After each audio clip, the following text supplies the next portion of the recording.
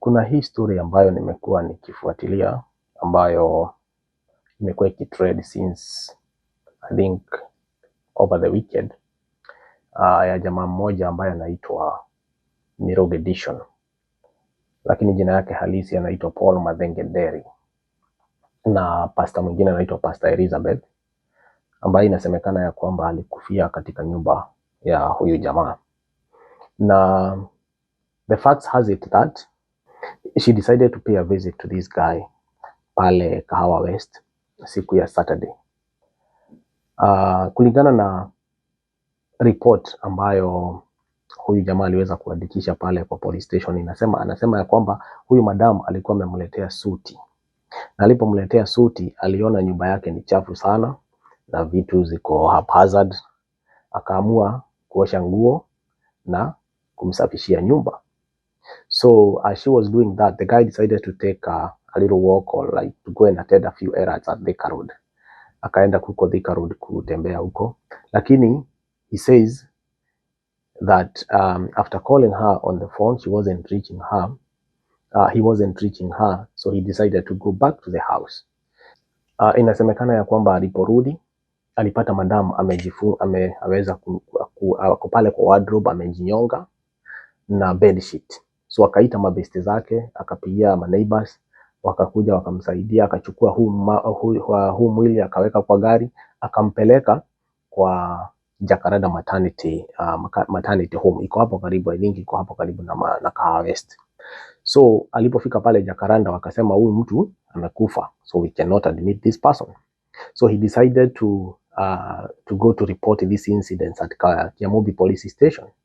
Akaweka mwili kwa boot, akaenda police station ya Kiamobi. Pale Kiamobi police station askari wakamwambia hapana, sisi tutashughulikia hii kesi, enda ureport Kahawa police station. Akachukua gari akaenda direct mpaka Kahawa police station. Kufika Kahawa police station nao akamwambia hapana, sisi tuwezi kuchukua hii kesi, enda ureport Kasarani police station. Yo jamaa akagurumisha gari akaenda mpaka Kasarani police station. Kufika Kasarani akaripoti hapo, askari wakamwambia sasa, even hata sisi hatuwezi kushughulikia hii kesi kwa sababu ungetupigia simu wakati ulipata hii jambo limefanyika.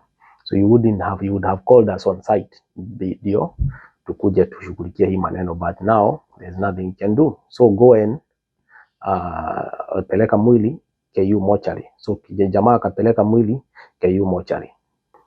Sasa kutoka hapo alipopeleka mwili KU mortuary, Sunday ndio alirudi akaandikisha statement. So that's a short story, or like a brief explanation of how I was able to understand what happened and the incidences surrounding this death of this lady. We are not saying that this guy is guilty or not. That one will leave it to the investigative agencies. But few questions arise. Inasemekana ya kwamba before this lady aweze kwenda huko, inasemekana ya kwamba alikuwa amemkopesha 700,000.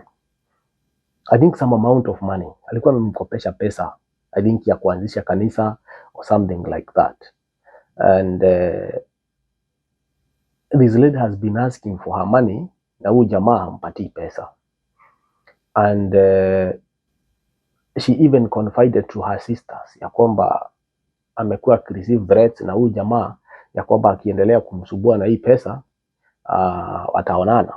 So it was kind of a toxic relationship. Number two, this lady was his ex-girlfriend, I think something like that, because the statement ambayo huyu jamaa aliandikisha kwa polisi alisema huyo ni ex-girlfriend yake. So how come this lady alienda kwa huyu jamaa as an ex-girlfriend na akaanza kufanya hizo vitu, kuosha nyumba, kufanya nini, kufanya hizo vitu, you know?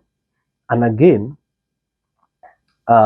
inasemekana ya kwamba that material day huyu msichana alikuwa ameandikia sister yake akamwambia mimi naenda kuitisha pesa yangu kwa huyu jamaa liwe liwalo. So this looks like it was kind of a toxic relationship or something like that, which was also mixed up with that kind of element ya kwamba kuna huyu madam alikuwa na huyu jamaa alikuwa na pesa ya huyu madam. So there are so many There are so many dots there that are not well filled, which only the police can only be able to unearth this kind of quagmire. Kwa sababu, how did this lady arrive at this decision ya kwamba atajiua na ajiue kwa jamaa ambaye ni ex-boyfriend yake? Was she kind of trying to frame the guy ya kwamba alikuwa stressed kabisa, ikuwe ya kwamba alikuwa so stressed and she really had planned to die and she knew, I'm going down with you. Probably she wanted to use a Samsonian option ya kwamba I go down and I go down with you. Probably was it the case? Because the guy was presented to court and is actually incarcerated right now because of this case, na alipelekwa kotini na lawyer wake ambaye anaitwa Ndegwa Njiru.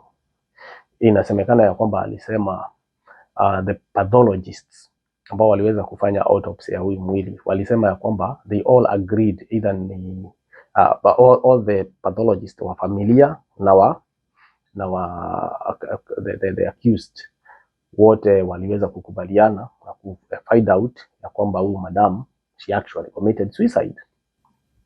So hii ni kesi ambayo tunaomba all the agencies, the investigative agencies to give a clear answer to this quagmire, because we need to understand what did happen. Even the family didn't want to know what actually happened. We are not saying that somebody is guilty or not.